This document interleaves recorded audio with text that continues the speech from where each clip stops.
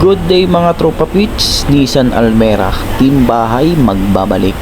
Ayan mga tropa pits, no. So kung makikita nyo dito yung kanyang Nissan Almera, may tagas sa may kanan, sa may front cover mga tropa pits, sa may part ng belt.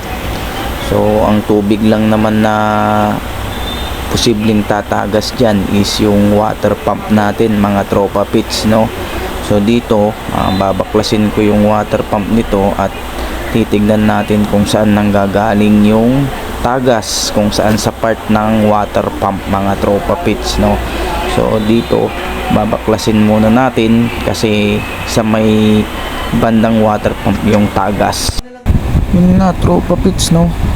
Dito siya tumatagas, o yung butas na yan, no. Ayan, dyan siya tumatagas yung tubig nung tinignan ko, kasi kung doon naman sa gasket niya is malabo kasi hindi po doon nanggagaling yung tagas, nasa taas. Kaya no, ito yung bagong water pump at yan yung luma.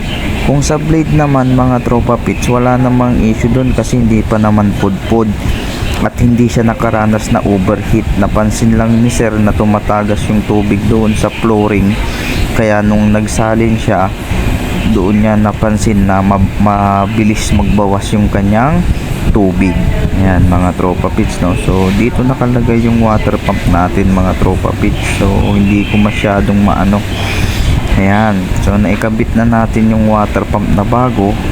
Tapos syempre lalagyan po muna natin ng tubig, tapos i-start natin para makita natin kung may tatagas pa. Pag wala nang tumagas, i-drain na natin yung yung tubig at bagong coolant na yung ilalagay natin dyan. So naikabit ko na rin yung belt, napakasikip pero nakuha naman, nadaan sa tiyaga. Ayan, so yan yung lumang water pump nya.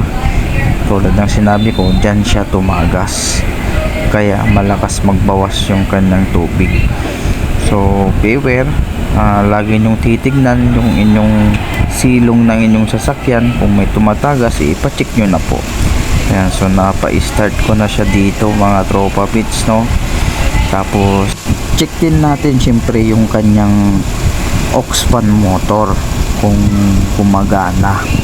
So dito check ko rin yung temperature nya gamit yung ating scanner mga tropa pits, no. So sinilip ko rin muna dito sa silong kung mayroong tumutulo, para sa ganun double check natin kung may tagas pa o wala. So far naman wala naman pong tagas, okay naman, goods naman. So wala akong nakitang tumutulo, so ibig sabihin okay na, wala nang tagas at pwede nang ites lahat ng pwedeng ites. So dito hindi naman po pwedeng hindi natin i-double check mga tropa pits pagkatapos nating ginawa yung water pump, kasi dyan na mag-uumpisa.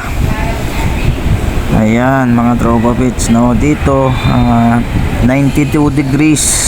Ayan, so medyo mainit-init na yan pero hindi pa rin gumagana yung kanyang fan motor. So hinihintay ko lang na mag-automatic kasi nasa 98 degrees bago umikot yung kanyang fan mga tropa pits, no. So inaantabayanan ko yan kung anong temperature gagana. So napagana ko dito is 98 degrees yung kanyang init, tapos doon na siya umikot hanggang sa bumaba siya ng around 93 yun pagkakaalam ko. So titignan na lang natin dito at pagmasdan kung iikot ba o hindi. So chinek ko ulit, so 98 na.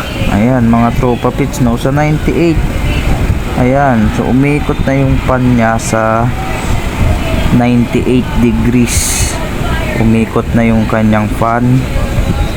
So hintayin natin kung bababa. Ayan, so bumaba naman mga tropa, bumaba pa siya hanggang saan?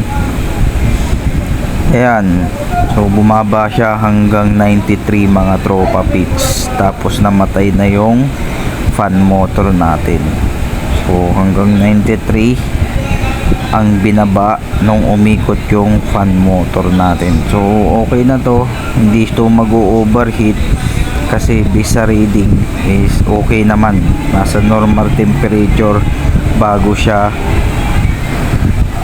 gumana yung fan. So yun naman po yung expect yung specs nung pag-ikot ng fan natin through dito sa aking scanner, kasi na-check ko na rin yung sasakyan ko na Almera.